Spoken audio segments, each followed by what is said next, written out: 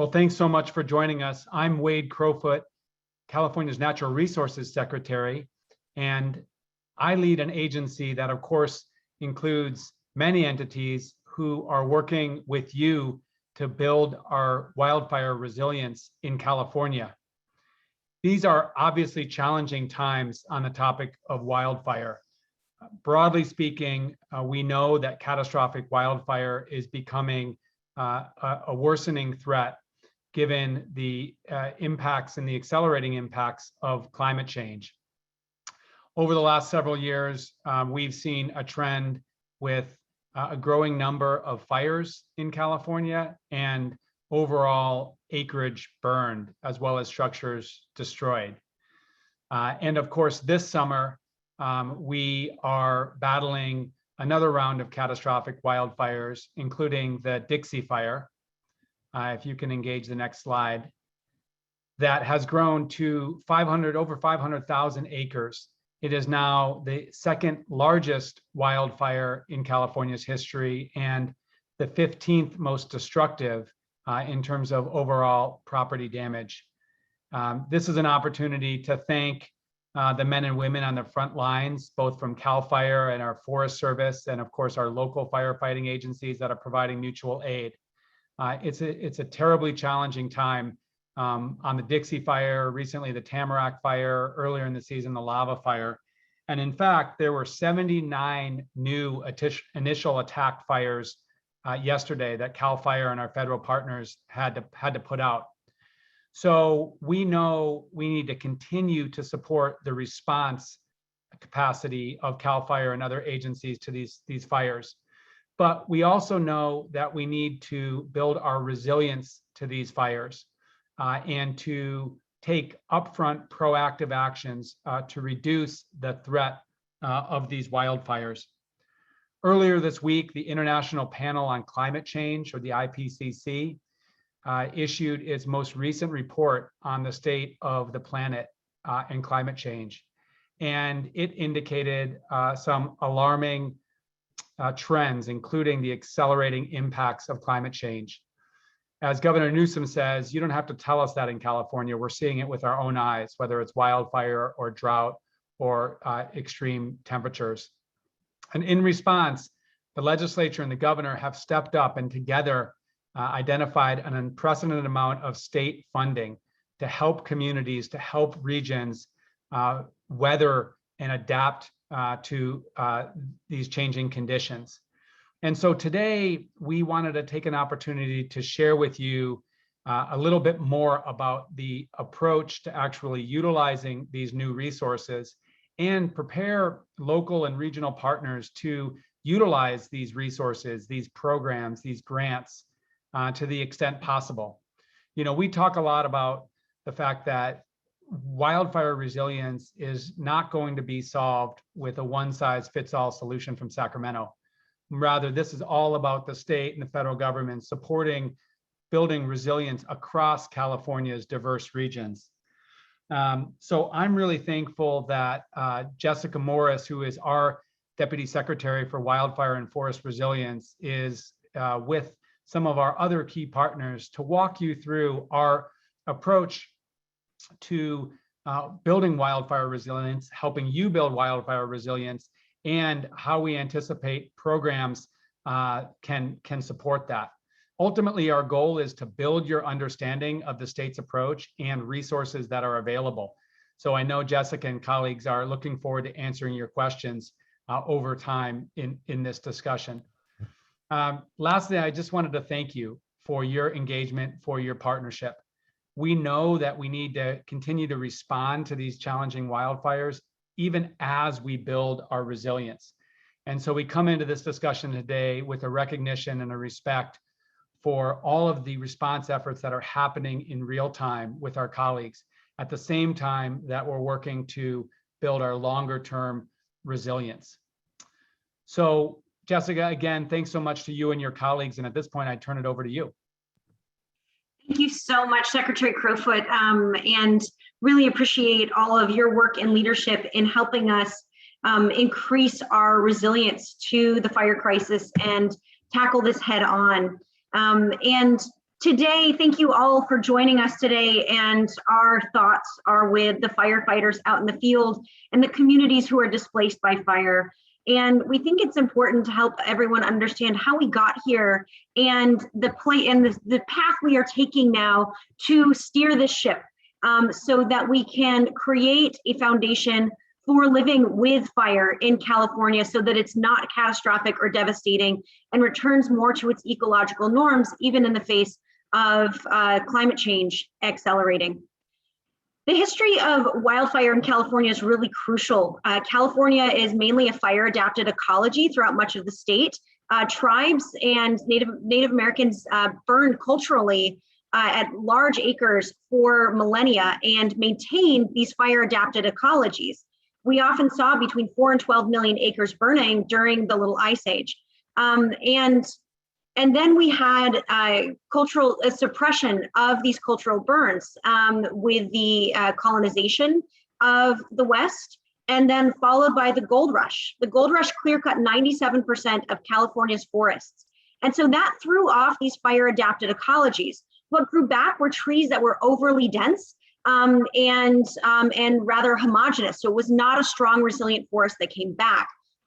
Added to that was politics of the day. We had the conservation movement came in to try to protect the public land that was left, but Congress at the time, at the turn of the century, did not support the conservation movement. This radical concept of public land was not something that was politically popular. So when the Forest Service was established to protect public land in 1905, Congress refused to fund it. So Gifford Pinchot and Teddy Roosevelt and some of the leaders of the conservation movement presented the Forest Service as a fire suppression entity so that Congress at the time would fund it. So they traded off the politics for the ecology. And so what we're trying to do is make sure we don't make that same mistake, that we really ground our approach in science and ensure that we are having 100-year impact on our forests so that we are restoring the natural fire ecologies to California's landscapes. Here's a good example of a comparison of an ecologically managed forest versus a fire suppressed forest. That legacy of fire suppression meant that these trees grew back overly dense. When fires started, because fire wasn't on those landscapes for 50, sometimes 100 years, they get up into the tree canopies. And then it has a catastrophic impact, destroying the ecology. An ecologically managed forest, on the other hand, will actually have a low burn underneath the forest floor. It will be a fairly cool burn that will actually germinate seeds, enhance native plants, and add a little bit of char to the top of the soil that allows, that actually improves the watersheds. But what we've been seeing with the catastrophic fires is that the fire intensity and severity is far outside the norms of California's natural ecology. So for example, the emissions from those fires that I mentioned in the Little Ice Age that were tribally, that were burned consistently by tribes, had about the same emission levels at 12 million acres as the 2018 fires we saw in California at 1.4 million acres. So what we're seeing is this huge increase in severity of the fires from the historic norms of California's ecology. Our fires are now part of cascading climate change. So you add these overly dense forests and this policy posture from 100 years ago on top of climate change, and we're now getting cascading events. So what we've seen is, this is a picture around Shaver Lake where the creek fire was. From 2012 to 2015, we had a 1 in 1,000 year drought that we are essentially in again. That drought, that period killed off 169 million trees throughout the Sierra, and we're seeing that trend again of that tree die-off from beetle kill starting. Those dead standing trees started in the Southern Sierra in particular, became fallen over standing trees and added to the forest floor fuel load. But it was large diameter trunks of those trees that were causing the intensities of these fires. So this is a fire from last summer, the Creek Fire, which had a 50,000 foot pyrocumulus cloud that created its own weather system. We're now familiar with this because we've been seeing it in the Dixie Fire and the Boot Lake Fire, not at the scale in terms of the heat signature on those fires. And so what we're seeing is with the Creek Fire, it's a stark example of how forest management and climate change collided to create an incredibly high intensity fire. Fire scientists describe the footprint and the heat signature on the Creek Fire as something called standing combustion, which is a phenomenon that they hadn't seen at this scale since the Tokyo fire bombings or the bombings of Dresden. So it's really important to recognize that this is not within our ecological norms, these high intensity, high severity fires. And so what's been happening then as a consequence, they then exacerbate climate change. So we see the watersheds devastated by those fires. It exacerbates drought. It creates mudslides like we saw in Montecito, and displaces people. Often people who are marginally homeless or living on the edge to begin with are far more impacted by wildfire, because when they lose their homes, they don't have insurance or any resources to help them move forward or recover. And so they are often left with a FEMA check of $39,000 for total loss, which doesn't really get very far in California. So we're seeing the displacements exacerbate populations that are already really challenged. And then finally, we're seeing smoke emissions now impacting people across the country. PM 2.5, which is the particles from wildfire smoke, is highly impactful. It causes, it's been linked to higher instances of stroke and heart attack for seniors, and chronic asthma for youth, and other health problems. And so helping communities stay out of that wildfire smoke during the summer is crucial. But there is hope that we know that even when facing hotter temperatures and more intense regimes, that we can actually have healthy fire resilient forests in a hotter climate. This is a picture of a forest at a national park in Baja California that was never logged. It was naturally managed by regular burns from lightning strikes throughout its life. And so it's a resilient conifer forest at a much hotter ecozone. And so that tells us that we can work towards getting forest and community structures that will help us really scale up. And that's just what we've been doing. We have started to scale up our resources and efforts. CAL FIRE has increased its fuel reduction acres annually from about 19,000 acres in 2015, 2016 to 105,000 acres in 2019, 2020. And it's important to recognize they track these by fiscal year. And so we'll be getting the next acres soon, we hope. So it helps us really see this ramp up that we've been doing in California with all of our resources. And we're also seeing our investments ramp up. 2018 was the first year we received Senate Bill SB 901, was a remarkable bill that created a foundation for wildfire resilience resources in the state. So we increased our funding for $200 million a year for fire resilience activities to start getting that scale up that you saw in acres treated. This calendar year, we are looking at a huge increase to nearly $1.5 billion. And that has come in a two-phased approach. Phase one was an emergency appropriation in early April that was passed by the legislature and the governor because they recognized that the wildfire cycle doesn't fit neatly into the budget cycle, and that it was critical that after COVID, we get resources on the ground to start scaling up. And so that phase one for those early action dollars is what we call it, was designed for speed. That's where we funded pipeline backlogs of projects to get activities on the ground and out the door. Phase two, the top line was approved by the legislature, and it's $958 million coming in towards fire resilience activities. And that one is really designed for scale so that we can start doing much larger projects and tackle some of the structural hurdles that we've been facing in this sector, from workforce development to getting more prescribed fire on the landscape. So the resources are starting to scale to match the crisis.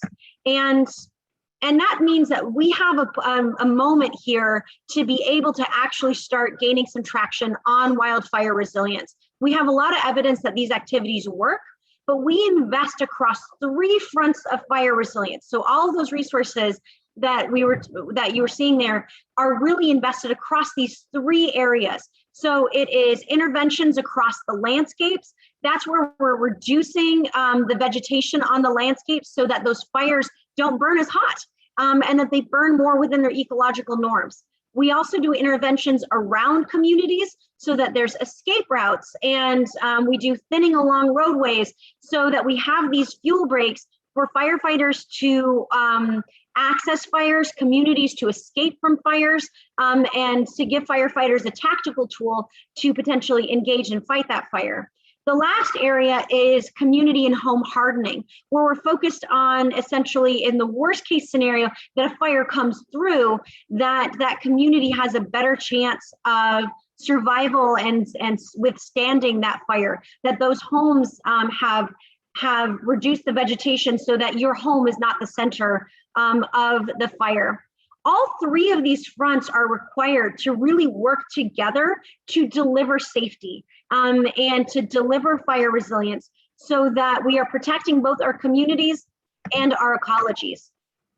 The other area where we've been investing and our program really focuses is in structural reforms to make sure that we are removing hurdles to scaling up all 3 of those fronts. So we are investing in a regional approach because we recognize that no two California ecologies are alike. Southern California has a very different fire regime than Northern California. And so we want to ensure that all of our resources are adapted appropriately to those ecologies. So we are putting regions in the driver's seat and giving them tools and resources to be able to help us design programs and design fire resilience planning in their area so that our grant dollars can then target the right tool for the right ecology. We're also investing in science-based management so that we are ensuring that when we do fire resilience work in a watershed, that it's actually improving the ecology of that watershed, that the right intervention, whether it's prescribed fire or grazing or hand thinning, is being deployed so that it is appropriate for that ecology and that we are anticipating and adapting to any changes we need to make in real time. Other areas are ensuring that we're investing in the workforce and the business so that we can get more tools on the landscape and have a business infrastructure to consume some of the woody material that otherwise would be pile burned. And finally, we're improving our regulatory approach as well so that the environmental oversight is strong, but the regulatory approach is fast. So I'm going to take a little bit of time and have some of my colleagues join me to talk about some of our specific programs across these 3 fronts of fire resilience and some of the structural reforms we're making. So across resilient landscapes, we know that fuel reduction underneath forest canopies gives them a much stronger chance of thriving and having a fire behave naturally as opposed to catastrophically. This is an example of the North Complex fire and a project done by the Sierra Nevada Conservancy out of Quincy last summer. And they had done fuel reduction work underneath the forest canopy and thinned it out and removed the understory so that when the North Complex fire hit the fuel reduction area and the thinning of the forest, it actually behaved like a natural ecological fire. And as you can see, where the fuel reduction work was done, those trees are still green versus where it wasn't done, that was burning at a pretty catastrophic rate.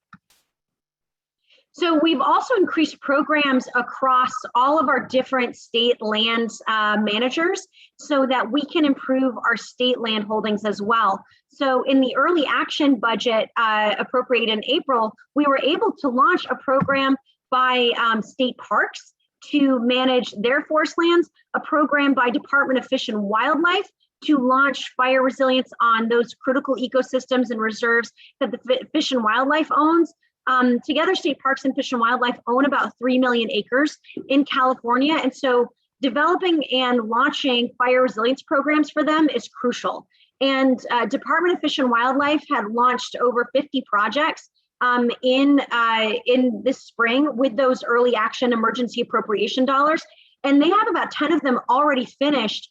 And most of these projects will actually finish about a year early. And so these are really crucial, getting grazing on the right landscape, doing fuel reduction, and protecting critical habitat.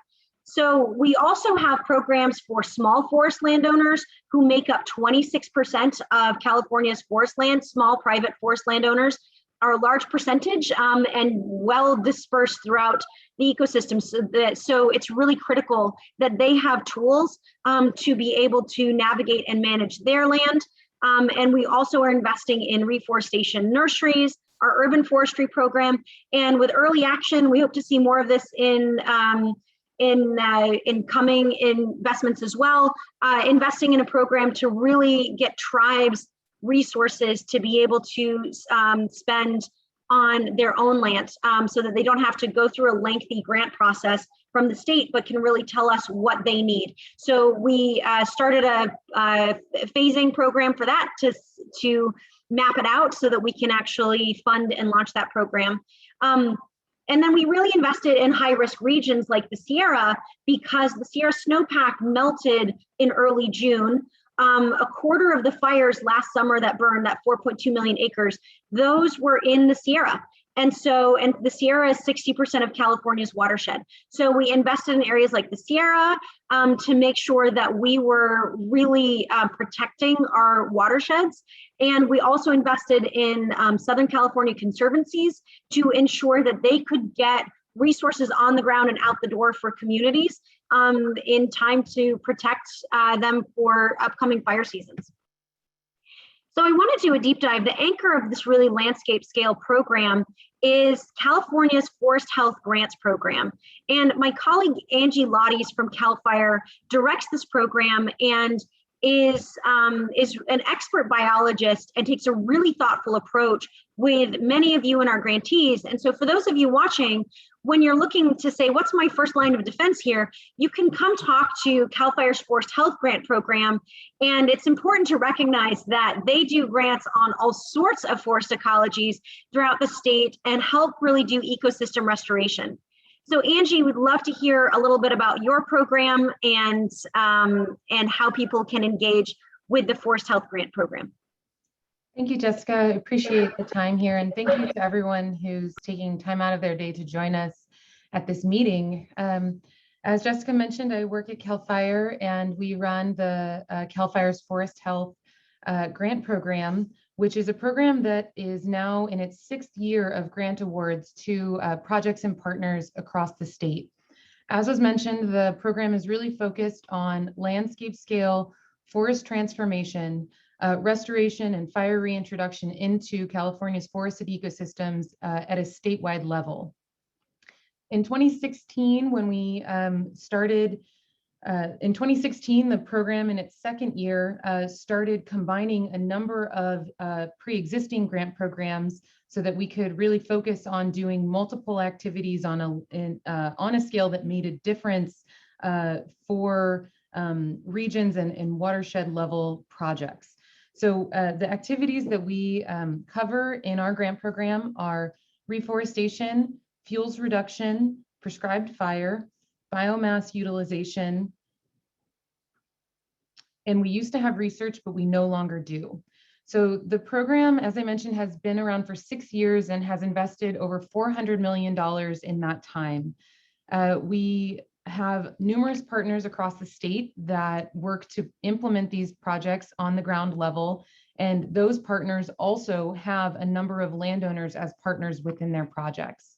We detail a lot of information about eligibility for future grant solicitations and information about those projects that have been awarded in the past on our website, which you can find at calfire or fire.ca.gov/grants. There are a number of other grant programs that the department also has, and you can also find them located on that webpage.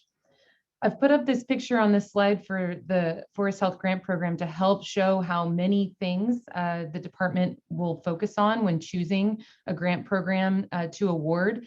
This is a healthy looking forest And it has many of the elements that we would look to integrate into a project after it is completed. So large, widely spaced trees, open space where snow can fall and accumulate on the ground, vegetation cover that in the springtime and throughout the summer can provide not only forage for pollinators, but also throughout the year habitat for other wildlife. And there are several other co-benefits that we focus on as well. So if you have a landscape that you think needs treatment for wildfire resilience and know of landowners and partners, we would love to talk to you about how we may fit in with your program. And if you have any questions about our existing projects, myself and my staff are available. Thank you so much for your time. Thank you so much, Angie. Just the work you guys do is phenomenal and has had such an impact already, and is really crucial to maintaining California's watersheds, as well as safe ecologies. So thank you for the thoughtful approach. And so let's look at the next area. So that was really looking at sort of our different types of investments across this landscape scale work. The next level is sort of around strategic fuel breaks and interventions around communities. There's a lot of misnomers about fuel breaks. I think it's important to think of them a little bit like seatbelts. They're really an emergency tool that help communities escape during a fire, that help communities and firefighters access a fire, that firefighters can then tactically use to stage equipment or to burn off of in a fire. But a lot of the fuel breaks that we're doing in advance are shaded fuel breaks. So that's where you're taking and thinning out the undergrowth in a tree area, or about 30 to 60% of the vegetation in there. And so what that does is it just reduces the heat intensity on that road, and then allows it to even in the case of a fire. And so here's a couple examples of action, and in this one was in Willits. Different parts of the fuel break are kind of photoed here, but you can see that it was heavy vegetation before, and they've thinned it out so that it's more and limbed up the trees underneath so that it's a little easier to navigate. And then here's some examples of fuel breaks down in Southern California and chaparral ecosystems, with National Guard and CAL FIRE crews cutting those in. And then also the bottom picture is actually a fuel break that was 8 miles long in Paradise. So that's 6 months after the campfire. And the other side of that road was just completely blackened and dead. But where that fuel break was, it actually helped arrest the flank of the campfire. So these are really crucial. I often see people say, oh, don't use a fuel break if it's a wind-driven fire, it's not going to work. And fuel breaks still have a tactical use, and there's a need for them in any type of fire that we're facing. And so it's really crucial that we kind of understand the functionality of it.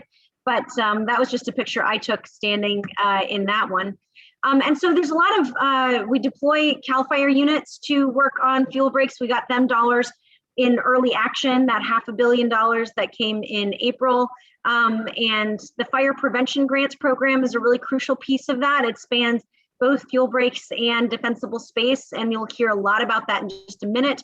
And we've deployed hand crews and are funding up the Forestry Corps program through the Conservation Corps in the budget year appropriation, and then the Regional Forest and Fire Capacity Program, which we'll do a deep dive into as well. That really focuses on ensuring that we are deploying the right tactics to the right region. But here's a couple examples of work in our early action budget.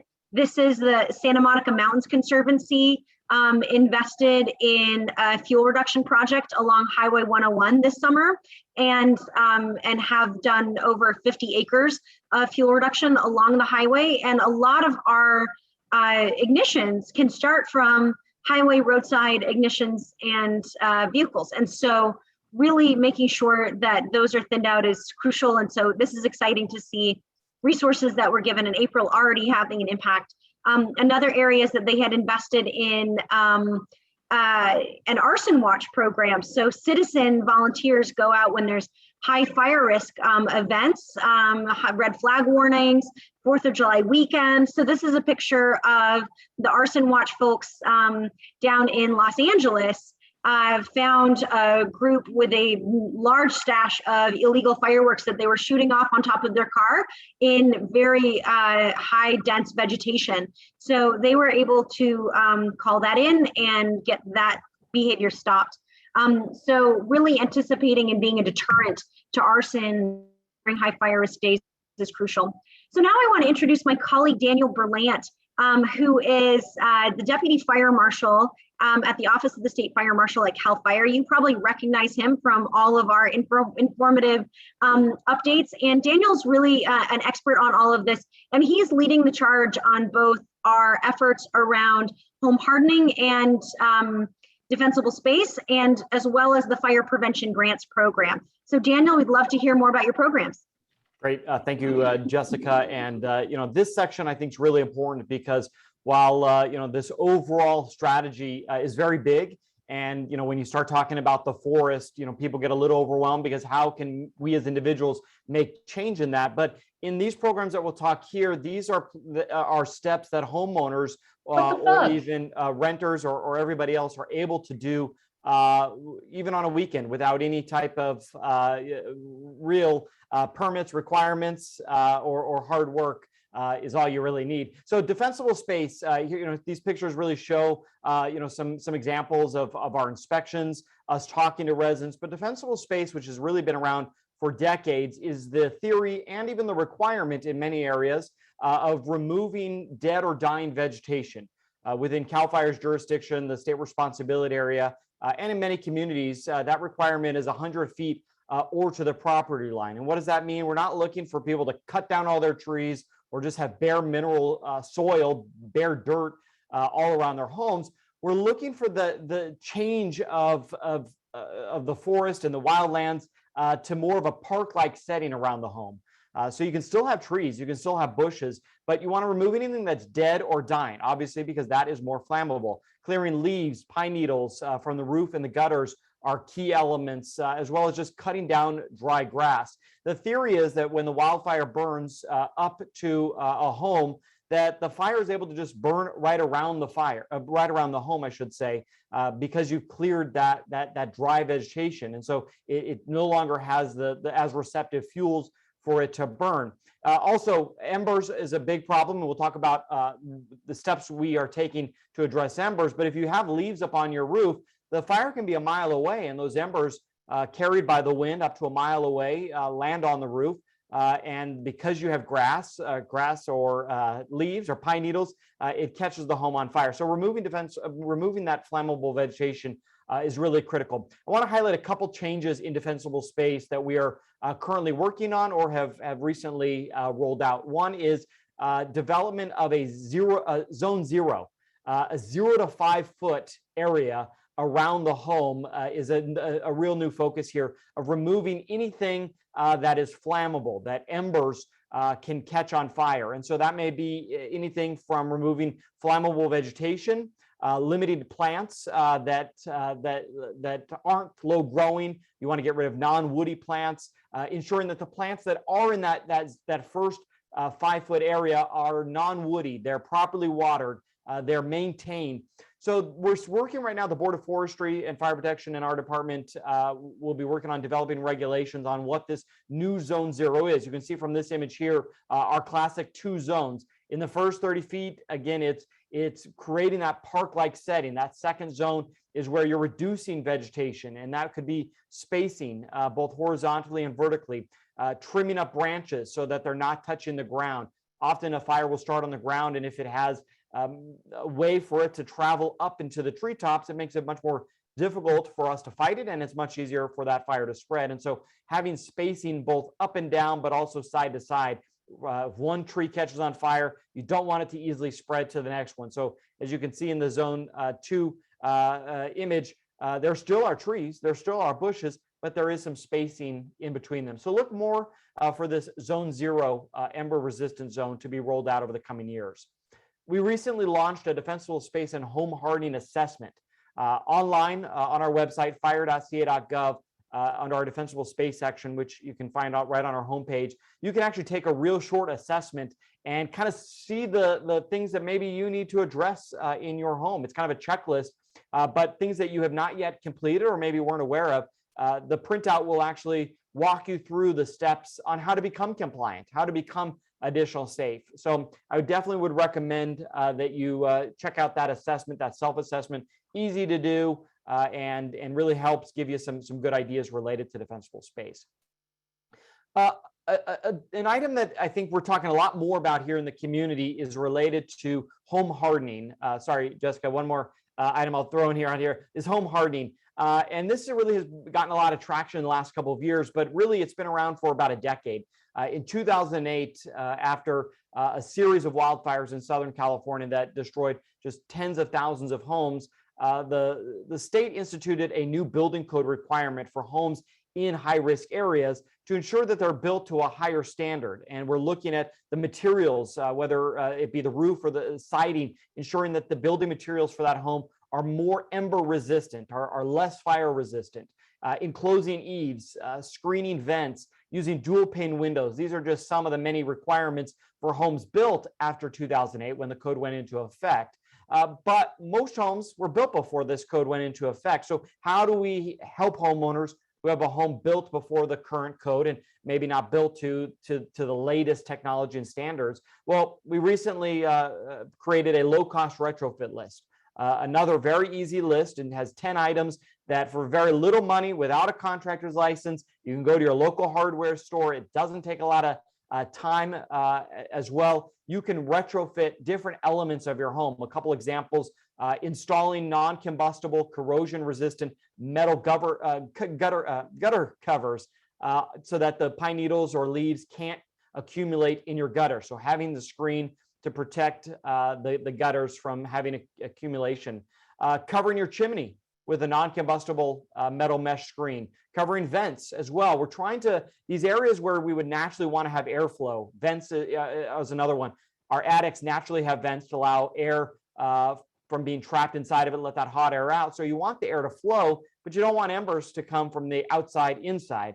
And so by having a very small gauge screening, you keep out those embers, but still allow the natural air to flow for your vents. Another new one that we just added into the code that really is a relatively cheap one is installing weather stripping to cover the gaps between the garage door and the garage frame itself. Just taking a simple UL approved weather stripping and closing that gap between the door and the frame of the house, again, reduces the embers from getting inside the home. One last thing I'll hit on related to home hardening is we are in the midst of launching a new home hardening financial assistance program. This was passed in legislation a couple of years ago. Cal OES and our department have been working feverishly to roll this out, looking at areas and targeting communities, total communities, that we can address getting help for those who maybe can't afford it, or maybe aren't physically able to do it, or have other social vulnerabilities that prohibit them from understanding what needs to be done. And so we've looked at California, and we're taking into consideration fire hazard, when the home was built, and then a whole host of social vulnerabilities. And we very quickly here, thanks to the early action dollars, we'll be launching a pilot program that, again, provides financial assistance for home hardening. But all this stuff, it looks like, is in the chat feature. Go to readyforwildfire.org. Lots of good information there on defensible space. So lastly, the fire prevention grants for your community. If you're looking for a way of how do I implement these programs, how do I educate, how do I plan for these, our grants are specifically focused at the community level. We have 4 main categories that you see here on the screen. But what the intent here is to do is to put an influx of dollars at the community level so that we can augment the projects and the effort that we as a state are doing, and help fund local fire safe councils, local fire districts, other nonprofit eligible groups, so that you can kind of join the fight at the grassroots efforts in these different areas. Fuel reduction, Jessica showed some of the fuel breaks, brush removal, clearing brush along the side of the road is very common in that category. defensible space, specifically assisting those that maybe can't afford it, maybe can't do the work, have some other impediment or barrier that they need assistance with. This program provides financial assistance. Wildfire planning, whether your community needs a community wildfire protection plan, whether your city or county needs an update to its safety elements. We want to make sure communities have really planned out not only their fire protection, but also mitigation steps. And then lastly, public education, just simply getting information into the arms of the average citizen so they know what they can do to prepare for fires, to prevent fires, to create defensible space, to home harden, all of these steps. So public education, a great avenue to getting brochures, mass media, whatever it may be, out into the arms of your residents. I will note that we, for the early action dollars, we engaged early in March, started the application process. We received several hundred applications, and we are in the very near future, in fact, hopefully in the next couple of weeks, we'll award the early action dollars that we received, $123 million. Now, if you didn't know about the grant program and you're interested in it, the website that Angie gave earlier, our grant section on the CAL FIRE website, fire.ca.gov, has a lot more information, and you can sign up for our listserv or our email list so that when we do get ready to launch our next round of dollars, you can be on that list and be prepared to fill out the application and all the applicable information that you need to submit to us, because we will be right around the corner accepting more applications in the near future and hoping to support your programs. I think, Jessica, that kind of wraps up the defensible space and home hardening and overall community-related fire prevention elements. So I'll turn it back to you. Thank you so much. I just think all of that is so important, especially all of the safety tips about how to harden your home, how to do defensible space, and everything Daniel mentioned is in readyforwildfire.org, and we'll make sure we post all those websites again so it's easy for everyone to access. But this is critical work, and also thank you so much for getting all these fire prevention grants out the door. I don't think people understand how fast of a turnaround you guys have done this. CAL FIRE did something very remarkable with the early action dollars, which is they actually opened the grant solicitation 6 weeks before the actual appropriation was awarded. So they opened the grant solicitation and request for proposals before we had even had the money in hand.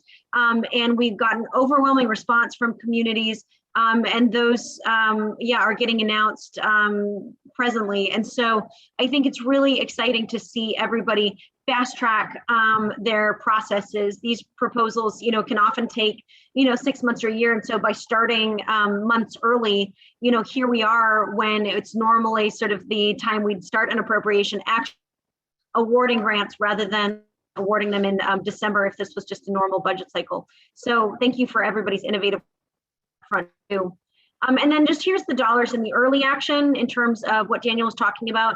What's really remarkable about the Home Hardening Assistance Program is that this was established under legislation a few years ago, but this is the first time it's been funded. So we were able to get resources for this to staff and launch this program to really get it out the door. We've also augmented our defensible space inspector program, and then in the next in upcoming funding, we'll be expanding the UC extension program. So we have UC Fire Advisors, are a really important community outreach tool, as well as all of our partners through the Fire Safe Councils. And the UC Fire Advisors program also has the Master Gardeners program, who are launching initiatives around firescaping. So there's a lot of grassroots efforts available in your community to help homeowners improve and safeguard their homes. The next area, so those were those 3 fronts of fire resilience, and a pretty wide array of programs available for public use on those, from, again, across the landscape, around communities with those fuel breaks, and then home hardening and defensible space. And the other thing we're really working on is addressing these structural issues, so that if we are going to scale up our work, we need to ensure that we have an infrastructure in place and a workforce in place to scale responsibly and effectively. One of the challenges we're having is that a lot of the thinning activities that are needed for fire resilience on the forest produce these giant slash piles. You can see out of a perspective, that's me standing in one outside of Tahoe. And those slash piles are often made up of wood that is not considered merchantable. It's too small in diameter, or it's been dead for too long, and so needs a better destination. So we have the Joint Institute for Wood Products Innovation at the Board of Forestry. We've also, that's helping identify new technologies that can help find a better alternative for that wood than pile burning it.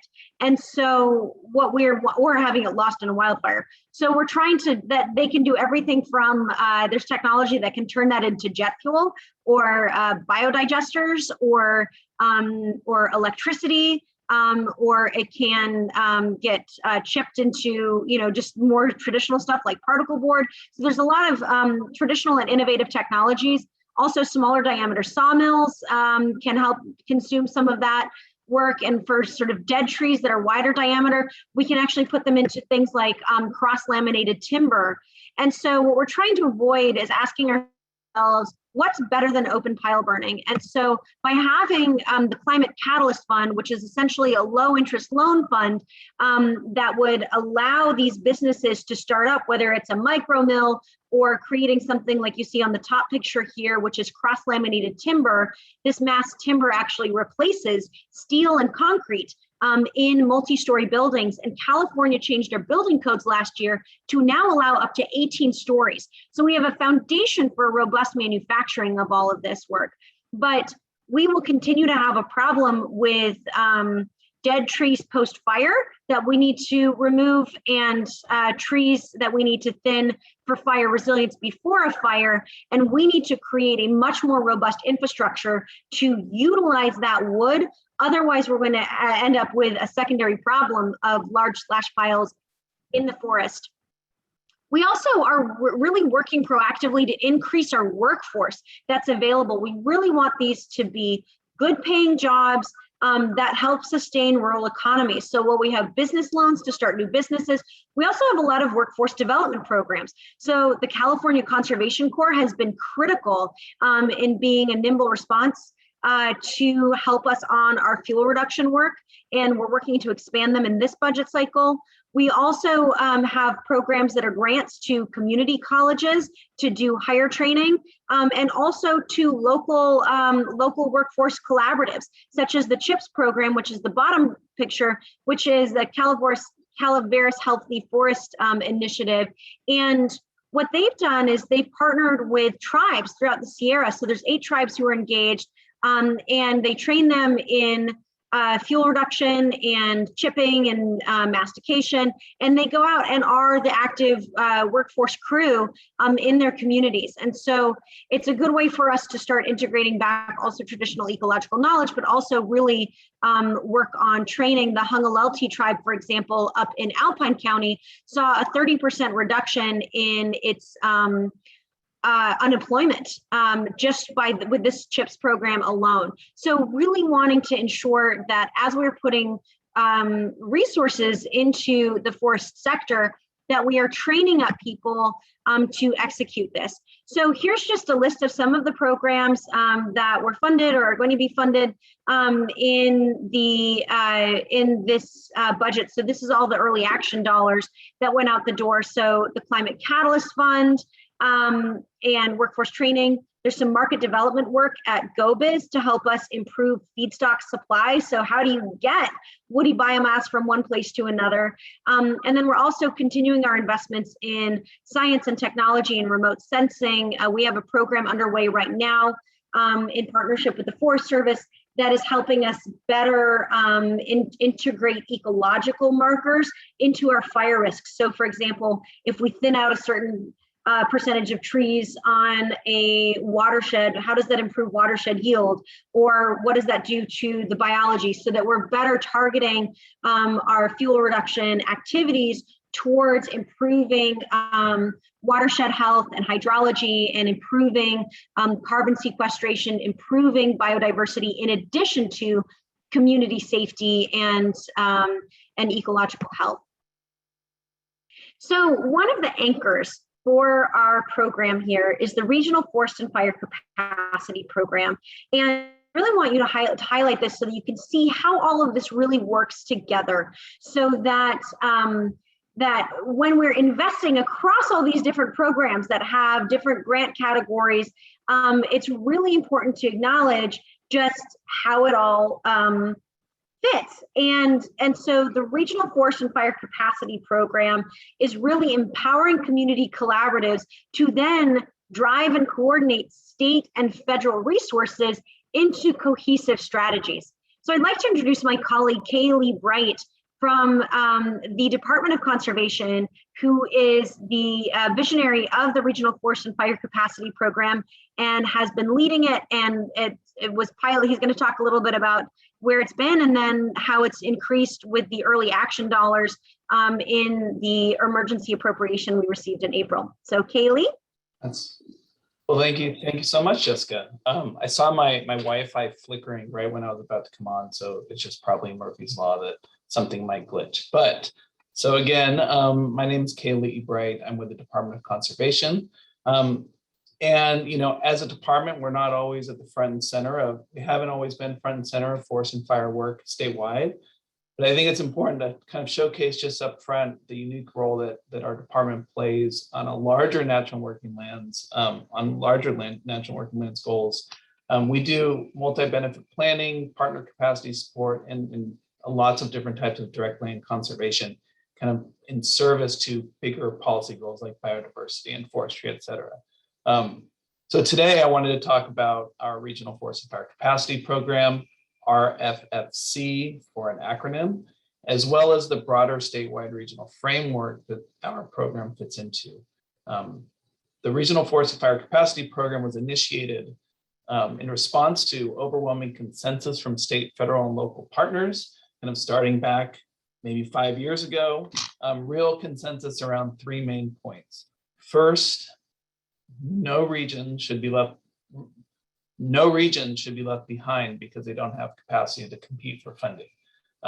Fire resilience should not be awarded to the places with good grant writers. It should be awarded to the places with need, and it should be kind of treated more like public infrastructure than, say like a competitive grant for a, habitat restoration or something like that. Second, fire resilience should be regionally led. As the Secretary and Jessica mentioned, we really want regionally led strategies because we need to reflect the needs from the region's point of view.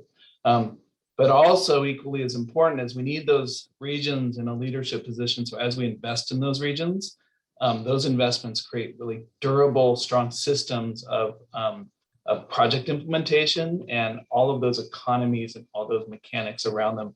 So we know that our investments in year one will continue to reap benefits, going on to year 20 and year 30 down the line. And then third, the threats we face, and we all know this, they're compounding exponentially in front of our eyes right now. And we really don't have the luxury of kind of siloing our work. We need all hands-on strategies with all partners in every way we can. The RFFC program was thus created to provide this new support. It really wasn't available beforehand in its scale, but support for regional capacity to develop and implement what we like to say just equitable project pipelines that have, really importantly, they have broad regional support.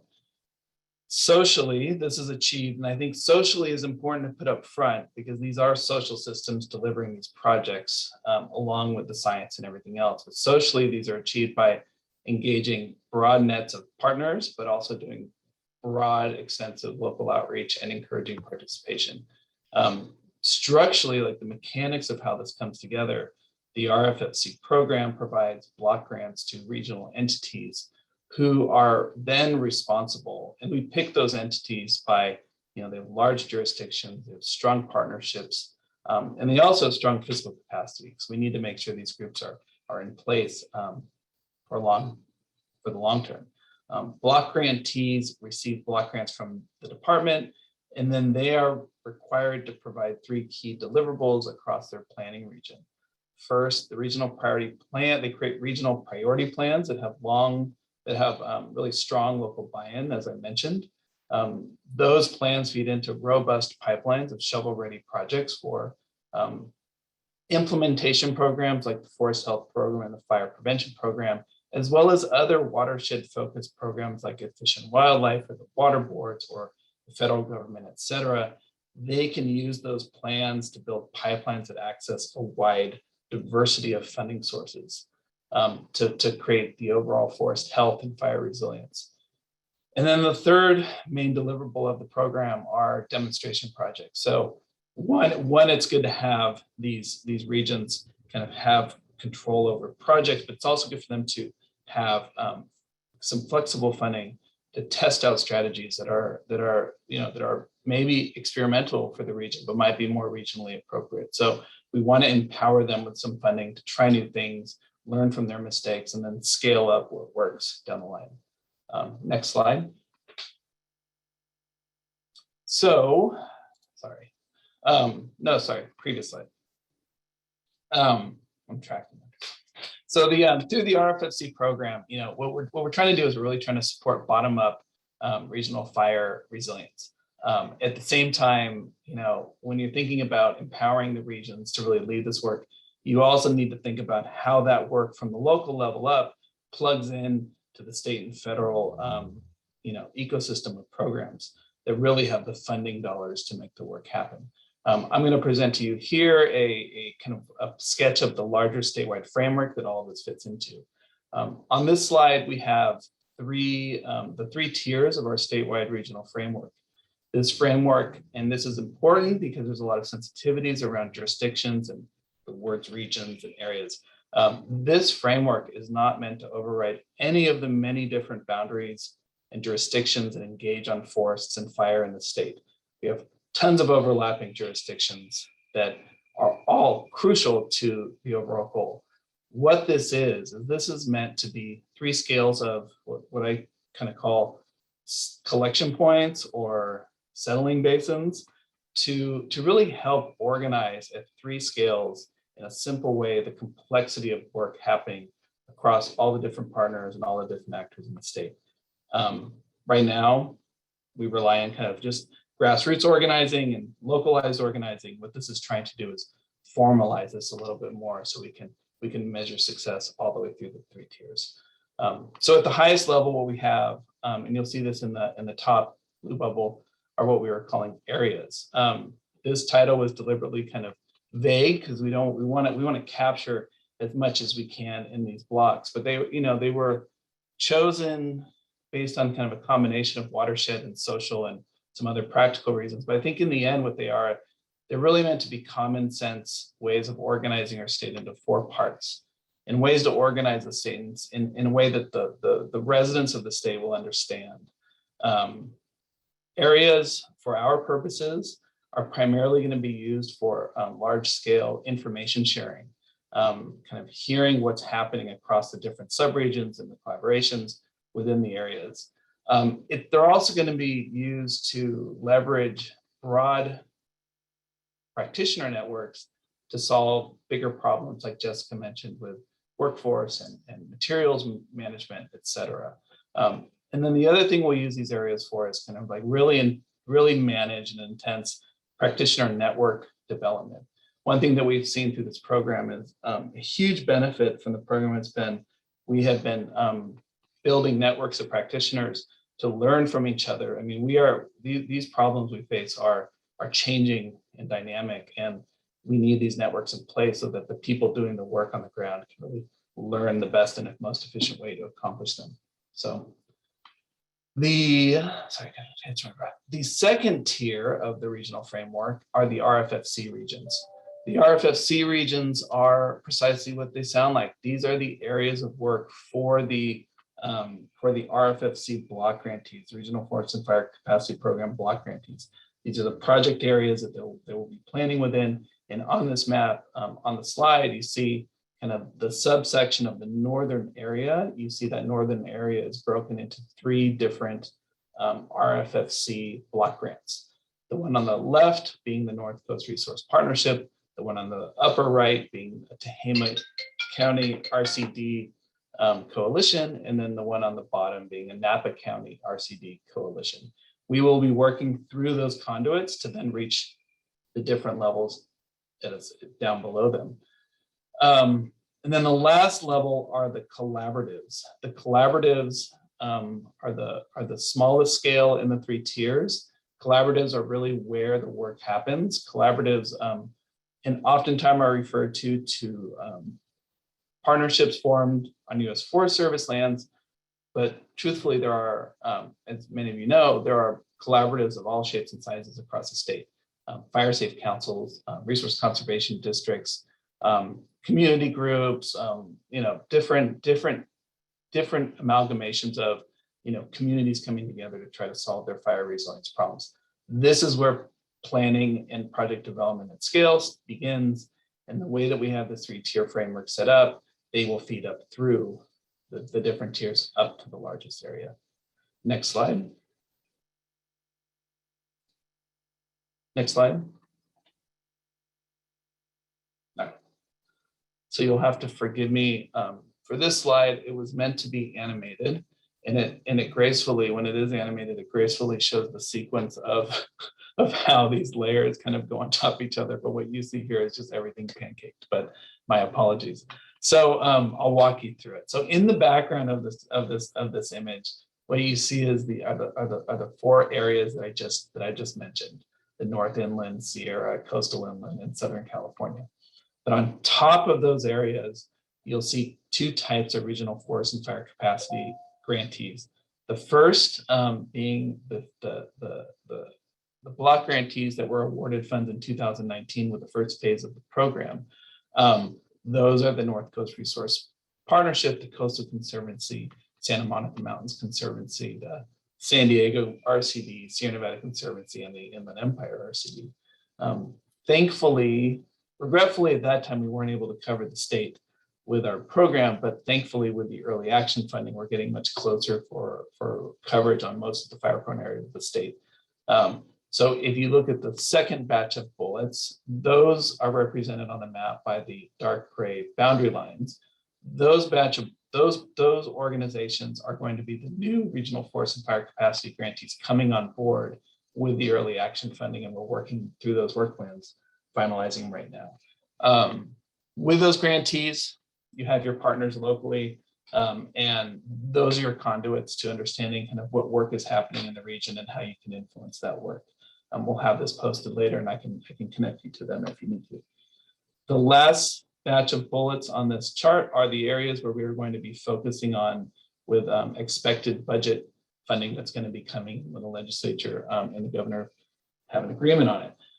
These are critical areas for fire resilience, and they are areas that we need to kind of identify, bolster existing partnerships. I won't walk through them now, but I'll just kind of point out, we are talking to the Rivers and Mountain Conservancy about the San Gabriel watershed, looking really critically at the Riverside County, San Diego boundary. We think we can expand into the San Bernardino through our current grant, and then the others we're hoping to leverage existing grants to expand into those areas. Next slide. Okay. So in this last slide, I just wanted to show you some examples of the 3rd tier of the 3-tier framework, which are the collaboratives. And I've talked a bit about them already, but I just wanted to give you an example of the diversity of types of collaboratives that we work with through the Rffc block grantees down in the subregions. On the left-hand side, you see the Forest Service collaboratives, some of the Forest Service collaboratives that are critical partners in planning at scale. But over on the right-hand side, you will see the Santa Cruz Mountain Stewardship, forgetting the name, Santa Cruz Mountain Stewardship Coalition Network that is really led by the resource conservation districts in that area and is not developed around federal lands. In between those 2 maps, you have fire safe councils and different types of fire safe alliances. Many of our property boundaries are intermixed with public, state, private lands, and planning at scale across those is complicated. So we really appreciate the work of our collaboratives, who are the ones stitching this really complicated quilt together. So from here, I wanted to, and next slide. So from here, we wanted to give you all a local example of how the RFFC program works. Right now, I guess I'll pass it on to and introduce Kevin Soland, who's the Forest and Fire Program Manager at the Resource Conservation District of Greater San Diego County, who is the program block grantee in San Diego County. And I'll pass it to him to walk through his program. Take it away, Well, thank you so much for the introduction there. Much appreciated. Yep. Hello, everyone. I'm Kevin Soland. As Kaylee said, I'm with the RCD of Greater San Diego. Today, I'm just going to give you a brief 5-minute rundown on what we're doing down here and some of the partners and partnerships and collaborations that we have going on. So first up, this map, it shows the jurisdictional boundaries of most of our RFFC partners. And in total, they cover about 65% of the land area across San Diego County. Not pictured is the AB 1550 low-income community of Oak Grove and the Ipe Nation of San Isabel, that's a tribe. But from this map, you can see that land ownership is extremely fragmented across our county, but fortunately, that doesn't hinder our ability to move big projects forward. You might ask, well, why is that? Well, wildfires were occurring across San Diego County many years, even decades before the rest of the state was on fire. And through the humility of that, agencies and other landowners have had no choice but to learn to work together to solve common problems. And I will showcase an example of this here in just a moment. Okay, next slide. Okay, there we go, the chipping project. All right, so this map shows the locations of most of the households where chipping services have been performed over the last couple of months. So when early action funding became available through the San Diego River Conservancy a few months back, like to the tune of $3.5 million, we quickly sprang into action to get caught up on our backlog of over 250 households that were waiting chipping and or defensible space services. Our 17-year running no-cost chipping and defensible space program was brought to a standstill last year due to a shortage of funds in COVID.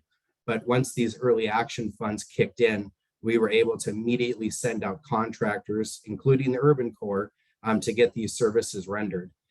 So even though we had no money last year, we still continued to take requests for these services because we knew we'd eventually come into some money. So again, there are more households on this map that have been serviced, but this map is very, very close. And again, this was just for chipping. And yep, the next map, this shows where defensible space services have been performed. So these services are much more costly than chipping. Chipping, we average maybe $1,000. Nowadays, probably more like $1,200 per home. And that averages around like 1.15 acres per home treated. But so chipping is relatively not expensive. We don't charge any money to households that reach out to us and ask for those services. But defensible space services are a bit different. Because contractor costs have risen around 30%, today compared to where they were at last year, it just magnifies the problem. Demand for defensible space services is very high, but to qualify, you need to be elderly or be severely economically stressed. But hopefully with additional funding, we'll be able to broaden these requirements. Okay, and the last little map, time for a quick little story. So what you're looking at here is a map of one of about eight different treatment areas being funded by our 2019 CAL FIRE Forest Health Grant. So this grant brought together neighboring landowners, including 2 tribes, a cattle rancher, the Caltech Observatory, and the U.S. Forest Service to work on one project, saving San Diego's last mixed conifer forest. And the location of this project is on top of Palomar Mountain, about an elevation of 5,000 feet. So the blue shade shows U.S. Forest Service treatment area, and the red line is a 1-mile section of road or an area of about 6.5 acres. But you see how it cuts right through that project site. Well, both the Forest Service and the private landowners wanted the roadway treated, but the Forest Service couldn't touch it. Fortunately, we had DOC funding in place and we were able to essentially seam up this project in a week. Fortunately, tomorrow I get to go out there to check it out because they just finished it up. So I'm kind of excited for that. But what's great about this project, further is we hired an experienced contractor who lives close by to that project to complete this work. And he charged $15,000. So that kept it under prevailing wages, kept it lower than any other contractor would have cost us, that would have charged. But additionally, the locals were really happy, not only because the project has been completed, but also because a local landowner, someone they know and trust, performed that work. So to take this a step further, tomorrow, after I go check out this project, I'm going to be heading down the mountain to the Palmer Reservation. They have a lot of forest restoration work that needs to be done. Ironically, Phil Bozanowski and the Palmer tribe, they are literally next door neighbors to one another, and they've never had a chance to work together until now. So we definitely have to give credit to the DOC for making this happen.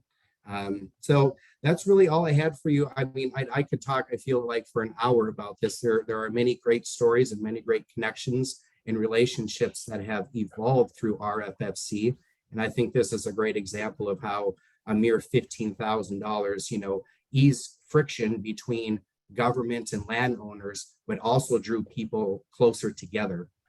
So yeah, that's really all I had for you for now. Thanks for your time, and back to you, Jessica.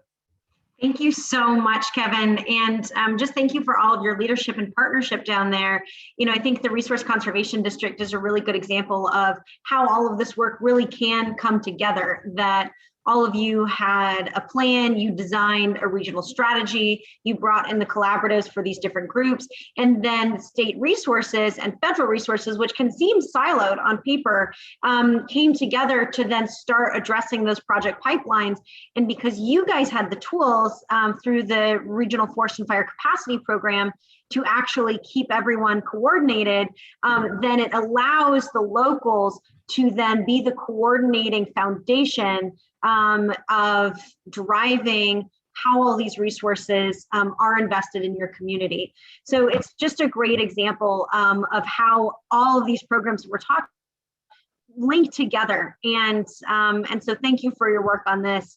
And so now we're going to transition over to question and answers with our panel. So feel free to drop your questions in the question box here, and we're happy to answer them and take them on, because you have real experts here. And I think, what's inspiring for me as we are coordinating all of these this entire sort of wildfire resilience strategy and resources to really scale resilience at every single level, that really anchoring this is this regionally led approach.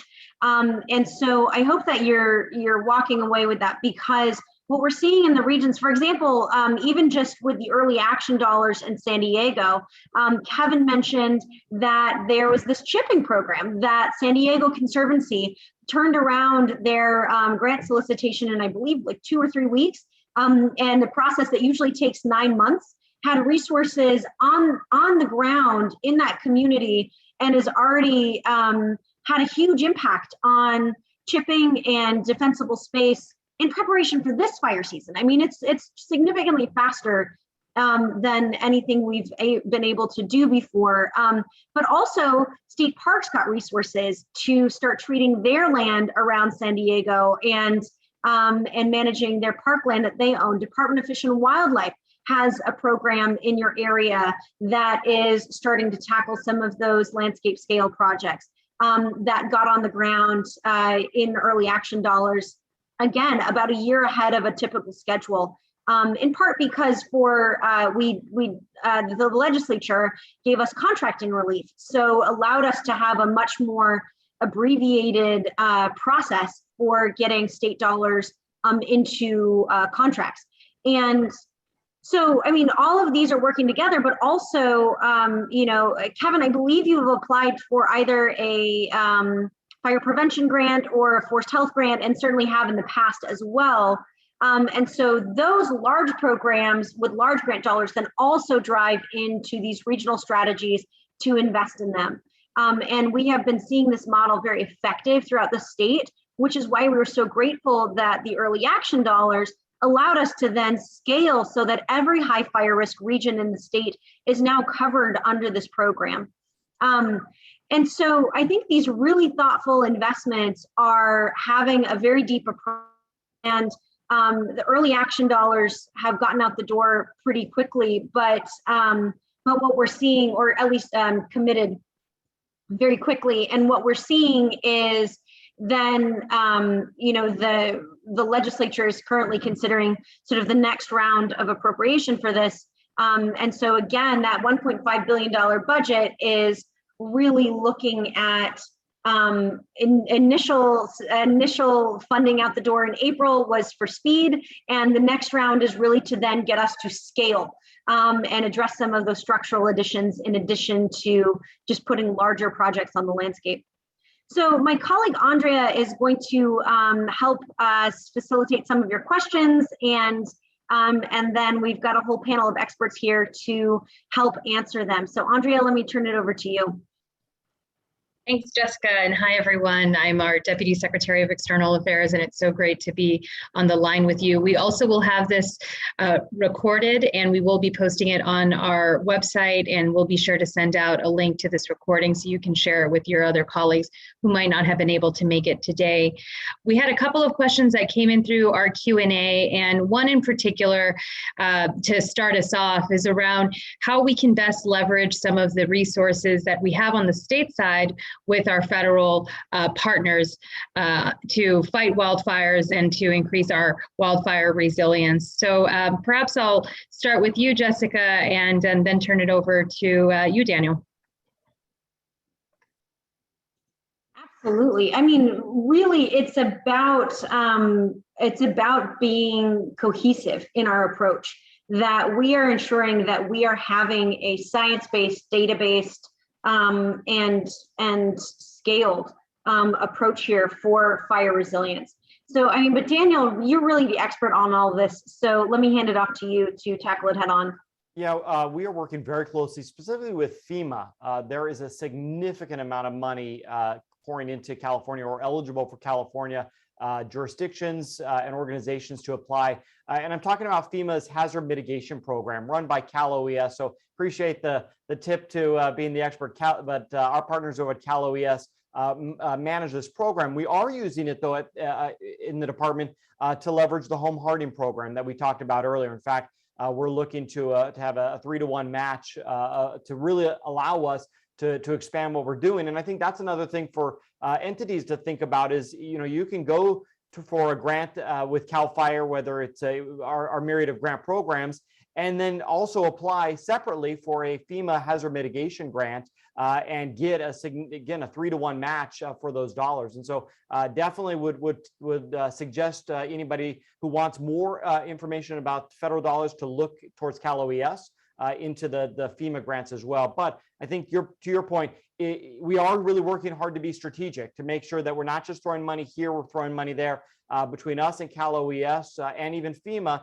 and any other federal agencies, because there is a lot of money coming even federally for home hardening through programs through the Housing and Community Development Department. And so there's a lot of these kind of pockets of money federally that people may not think of. Obviously, when we talk about forest and wildfires, we think of the Forest Service, but there's a lot of mitigation dollars coming in to California right now through FEMA. So Cal OES, your best bet for more on the hazard mitigation program. Thanks, Daniel. And a follow-up question too is from Aaron. How do we find out which target communities are eligible for home hardening grants? Yeah, a great question. We are still in the development of the pilot program. It's really important to note that the legislation and the financial assistance program that we are currently developing is a pilot. What we are working to do is try to overcome a number of different barriers to build a financial assistance program that we can then scale up and even pass along to other counties, other communities. So I don't have an answer just yet. We are working, as I mentioned, we've kind of done some analysis work to kind of determine where we think the greatest need is located, not just financially, social vulnerability, but also based on fire risk. And we're working with those communities, working to build out the framework, the FEMA application, because our goal is that we can streamline this financial assistance program. And the intent is not to have the state manage this program forever. We likely will hopefully have a financial assistance program beyond the pilot, but our hope is that by streamlining the process, by building the relationship and the connections and the framework, any community can apply through us or through FEMA and run their own home hardening program. So that's a long ways away saying don't have the specific communities yet. More to come. On the Cal OES website, though, we have some preliminary information available on the home hardening financial assistance program. I'd encourage you to visit there. Thank you. And Kaylee, were you about to pop in? Do you want to join in here? Yeah, I mean, I just wanted to answer the first question, kind of jump in on the first question and kind of talk about it in terms of the RFFC program. I mean, that is really what the RFFC program was developed to kind of give the framework for within which, you know, our federal partners, state partners, and the local partners can plan together and coordinate together. I know at our level, at the department executive level, we are coordinating and talking daily with our federal partners, and that's amazing. And we're talking about where we want to go. But I think the most important piece is that you start to see that coordination happen all the way down to the planning scale. And you know, we're all sitting around the same tables looking at these landscapes, like making decisions about where the priorities are. And we're all supporting efforts to like give us more tools and knowledge and data around how to develop those priorities. So I feel like those linkages are super strong.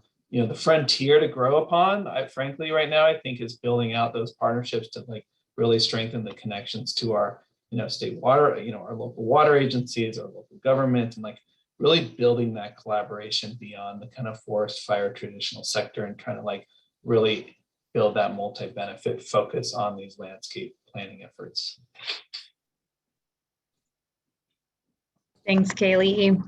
And another question that we received here is around specifically the Sierra Nevada Conservancy. There was a slide that we showed a bit earlier around the fuel lines break, I believe. And there's a question around what exactly did they do? And perhaps I'll send that over to you, Jessica, or maybe that's Kaylee. You know, we didn't bring someone from Sierra Nevada Conservancy on here, so we may have to just touch base with them unless Kaylee or Angie knows it, because it may have been a CCI grant, and they are a partner of the Regional Forest and Fire Capacity Program. They all link together. No, we're going to have to get Sierra Nevada Conservancy to talk tactics. I don't know if they use mastication or grazing or, you know, followed on with some prescribed fire, but we'll find out. Andrea, it may actually be helpful for us to spend a few minutes talking about prescribed fire, because that's a really important goal for us. And as a tactic that we're using, one of the things that the Regional Forest and Fire Capacity Program has been doing is funding prescribed fire burn collaboratives and getting communities trained as burn bosses. CAL FIRE has also started a burn boss program, which is somebody who's professionally certified in doing prescribed fire. CARB has been really California Air Resources Control Board in helping remove some barriers to burn days, to permits that you can get in terms of how you can do prescribed fire. I just want to turn it to the panels for a minute just to talk about some of the progress we're making in getting more prescribed fire on the landscape and how important that is. And also maybe just add a little bit of nuance. We've been seeing some headline, I think that there's some misconception going on right now. I've been seeing people saying, oh, California is not pushing natural fire, ecological burns. And I think there's a big difference in recognizing when it's safe, when the ecology is saying it's safe to burn, and when we need to make sure that fires are put out because fuel conditions. So maybe Daniel or Angie, you can also that a little bit too, just help our audience better understand prescribed fire. Daniel, do you want to start? I'll let Angie start, and then I can mention a fire prevention grant that we've funded to support that. But Angie, go ahead and take the lead. Sure, happy to do that. So prescribed fire is one of the activities that we call out as an eligible activity For forest health grantees, a lot of times prescribed fire can be lumped in with fuels reduction, but it also can have a lot of ecological benefits that stand on its own besides just reducing ladder fuels and surface fuels. Things like pest management, if used in the right season, or invasives control and things like that. So we have a lot of partners who, both landowner partners, the U.S. Forest Service or Bureau of Land Management, but also nonprofit partners who partner with landowners who are private landowners within the state and some state ownerships, who really see prescribed fire as an important component of their forest and wildfire resilience treatments, especially at a landscape level. And so a lot of the prescribed fires that are done here in California are about 100 acres in size or significantly less than that, sometimes 1 or 10 acres, which is different than the way prescribed fire as a management tool is used in a lot of other states across the nation. So trying to help support these partners in setting up units for doing prescribed fires, for finding contractors, for ensuring that, especially in the case of some of the landowners that we work with, that they have, some of the land managers that we work with, that they have staff, burn bosses on staff and crews who are trained in doing forest-based prescribed fire applications, and then trying to plan with them at how we can increase the scale of this work is a huge part of the forest health program, something we're really proud to be doing. So it can be complex. There are all sorts of regulations that that all of our teams are very well tied into. They work very closely with air quality management districts with their unit, and are aware of all of the weather and burn windows that are required in order for them to do that work, to ensure that it's safe when they're doing it, and that even things like smoke are not, not just the fire, but also the smoke that goes up are safe for the communities around it. And then it has that added benefit of making that space safer for the trees and the people who are in that area if a wildfire comes through because of the altered landscape that fire has achieved. So thanks for the opportunity to talk about it. Sometimes we don't get to get into those details. Does that sort of cover the things you were hoping to, Jessica? That's perfect. Thank you. Daniel or Kaylee, do you want to talk about the prescribed fire collaborative you guys have going on? Yeah. Kaylee, go ahead. Awesome. I think just like the other issues. So, our program, it kind of goes at the problem more from the local level. And, what we've been focused on through the Rffc program is to put funding on the ground to build what they call prescribed burn associations. And, prescribed fire, there's a whole lot of training that needs to happen. There's a whole lot of risk you need to manage.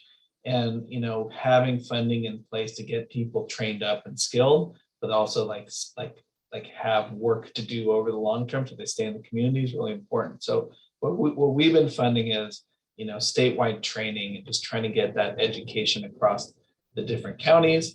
And what we've seen is incredible growth across our counties. We used to have kind of traditional counties that did more prescribed fire, and now we're seeing that spread across most of the counties, even down to Southern California.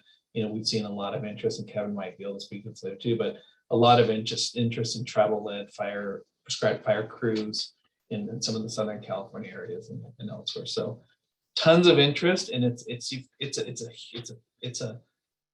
takes a lot of people to run big prescribed fire operations, across the state. So there's a whole lot of training and organizing that needs to happen. That's what we're focused on.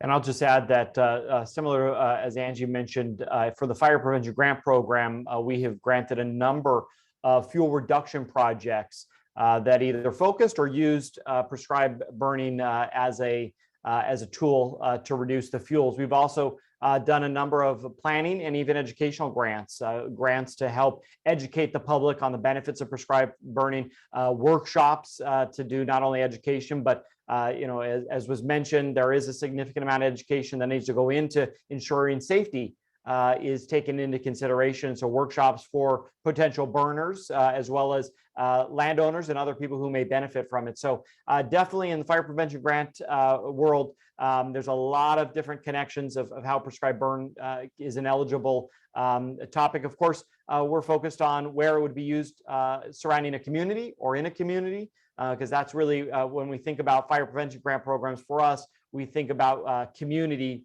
based, focused on homes where people live and how those fuel reduction projects connect to that community as well.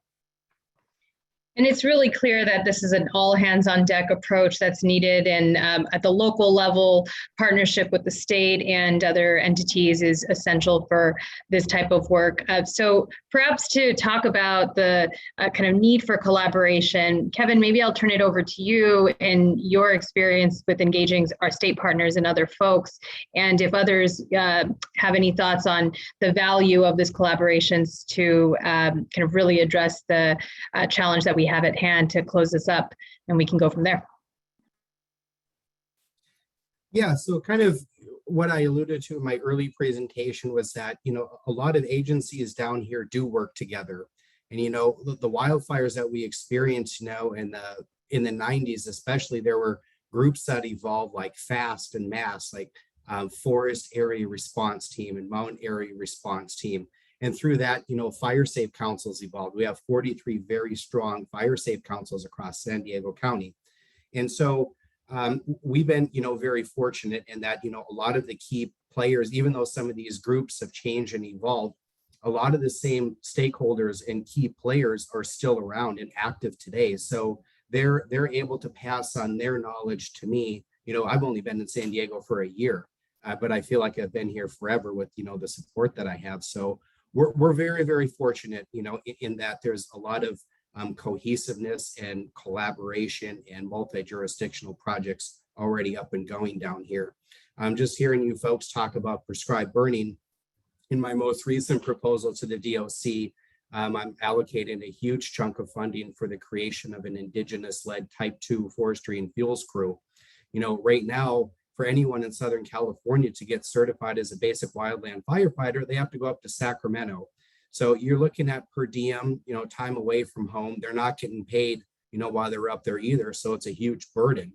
Now down here, we've teamed up with the Climate Science Alliance, who has created what's called the Tribal Working Group, a consortium of 20 tribes and 70 elders from across Southern California and even into Baja to carry out this project. So under the guidance of Tribal Fire Chief Wes Ruiz, we're going to get him his burn boss certificate, get him recertified as a burn boss. He worked for the Forest Service for 30 years. And we want to create this fire cadre of, with the support of the BIA, of not just Indigenous folks, but folks from the Forest Service, U.S. Fish and Wildlife, DOI, everybody, so classes can be held in Southern California, and they can have both a holistic and a modern approach to wildland firefighting to it. So that's what we're doing. And again, to get more prescribed and cultural burning back on the landscape, you need burn bosses. And when you don't have any, it makes it even more difficult. So, the idea is these fire cadres are going to be up and going, hopefully by next year. And, hopefully within a few years, we have some burn bosses out of the deal, and that will allow for more prescribed burning on the landscape. That's excellent. I think it's just such a great example of how empowering local collaboratives and providing the resources and tools to actually design programs that are well adapted to the local needs and really nuanced in their approach is incredibly impactful. So thank you so much for all of your work. And just the thanks to all of you who are with us here today, because we are so grateful for your partnerships out in the field and across the landscape, really delivering fire resilience. Thank you so much for spreading the word to your neighbors about home hardening and defensible space and these simple steps you can take as a community to protect your homes this fire season. And also just want you to be alert that the activities you're seeing in your communities through your fire safe councils and resource conservation districts and CAL FIRE and state parks and fish and wildlife, that all of that is coming together as part of our larger strategy here and our investments, that's your investments at work in your community, really delivering fire resilience. And our goal is just like steering an aircraft carrier, right? We have managed to turn the wheel and we're feeling some impacts already, but we will feel more into the future. And I know this is another tough fire season, and so I'm just so grateful for not only the activities of resilience on the landscape, but for the resilience of Californians in being proactive about, even in the face of catastrophic fires, we have communities working together to really invest in and solve these problems so that we can be safe for our communities and also our ecologies. So that 100 years from now, when people look back at us and they said, what did they do? They're going to look back at us and say they did it right, and that we will be at a place where we are not just surviving but thriving. And so I'm so grateful for all of the work, and please stay safe out there. And we are here to support and partner with you in establishing wildfire resilience in your community. Thank you.